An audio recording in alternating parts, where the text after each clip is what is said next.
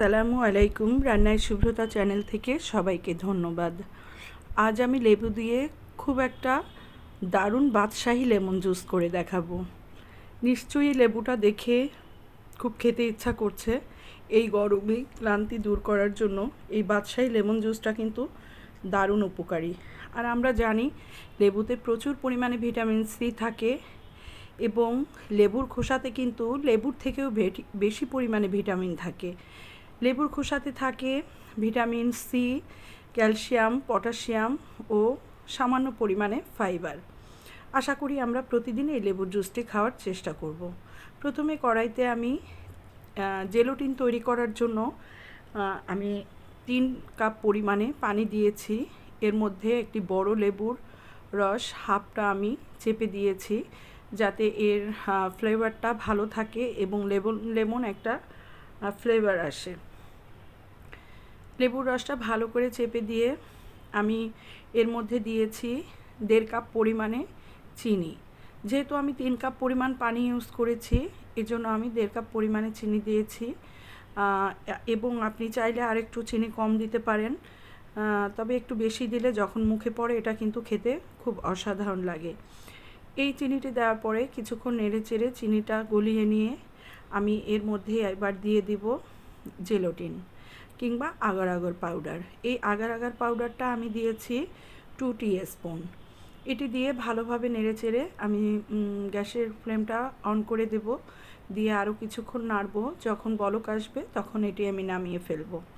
এরপরে আমি চলে যাব সেকেন্ড স্টেপে, যে জেলোটিনটার জন্য ডেকোরেশনের জন্য এবং এর টেস্টটাকে বাড়ানোর জন্য আমি একটা বড় লেবু নিয়েছি। লেবুর খোসাটা আমি একটি কাটারের সাহায্যে পাতলা করে উঠে নিয়েছি, যাতে আপনার সাদা অংশটা না উঠে আসে। আর একটা কমলা লেবুর খোসাও নিয়েছি, যেটারও আমি সাদা অংশটা কুড়িয়ে ফেলে দিয়ে আমি শুধুমাত্র হলুদ যে অংশটা সেটা কুচি করে কেটে নিয়েছি।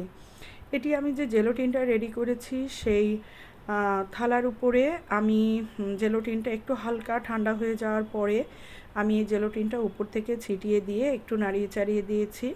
একদম গরম অবস্থায় আপনি দিবেন না, কারণ গরম অবস্থায় দিলে আপনার লেবুর যে খোসাগুলো ইউজ করেছি সেগুলো কিন্তু কালারটা নষ্ট হয়ে যাবে। এরপরে আমি ঠান্ডা করার জন্য জেলোটিনটা রেখে দিয়েছি।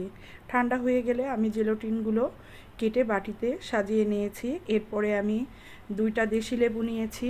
এই 2টো দেশি লেবু থেকে আমি 1 গ্লাস লেবুর শরবত তৈরি করব।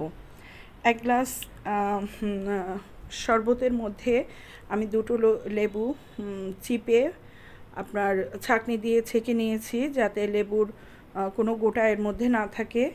ছেঁকে নিয়ে আমি একটা গ্লাসে এই লেবুটা দিয়ে নিয়েছি এবং যে জেলাটিনগুলো কেটে নিয়েছিলাম এগুলো আমি একটু বড় করে কেটেছিলাম, তাই আমি আরেকটু ছোট করে কেটে নিচ্ছি, যাতে এগুলো মুখে অতিরিক্ত আপনাদের মুখে না লাগে। এই জন্য আপনি একটু ছোট করে কেটে নেবেন, ছোট ছোট কিউব করে কেটে নেবেন, তাহলে এই যে জুসটা হবে জুসের মধ্যে এটা মুখে পড়লে খেতে ভালো লাগবে, আপনার অনুভূতিটাও ভালো হবে। এরপরে আমি এই জেলোটিনগুলো সব কাটা কমপ্লিট করে আমি যে গ্লাসে লেমন জুসটা করব সেখানে যে লেবুটা আমি রেডি করে রেখেছিলাম সেই লেবুর পানিটা দিয়ে দিয়েছি এবং এর মধ্যে আমি দিয়েছি 2 টেবিল চামচ পরিমাণে চিনি। চিনিটা দিয়ে আমি চিনিটা ভালোভাবে গলিয়ে নেব। গলিয়ে নেওয়ার পরে এর মধ্যে আমি কিন্তু আর সেরকম কিছুই ব্যবহার করব না, যেহেতু আমার জেলোটিনটাই কিন্তু সমস্ত উপকরণ দিয়ে সুন্দর করে সাজিয়ে নেওয়া। ওই জেলোটিনটাই কিন্তু আপনার এই শরবতটার একটা আলাদা বাড়তি একটা স্বাদ এনে দেবে।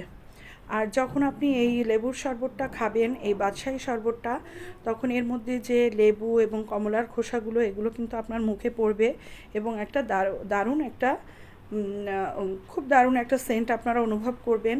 আশা করি বাড়িতে আপনারা সবাই এই বাদশাহী লেবুর শরবতটি তৈরি করবেন। এই বাদশাহী লেবুর জুসটি কিন্তু ভীষণ মজা, বিশেষ করে গরমে কিন্তু অনেক অনেক ক্লান্তি দূর করে এবং প্রচুর পরিমাণে ভিটামিন আপনাদের ভিটামিন সি, যেটা বাচ্চাদের জন্য খুবই উপকারী, আমাদের বড়দের জন্যও কিন্তু ভীষণ উপকারী। আশা করি বাড়িতে সবাই ট্রাই করবেন, আমাকে কমেন্টসে জানাবেন যে আপনাদের বাদশাহী লেমনটি কেমন।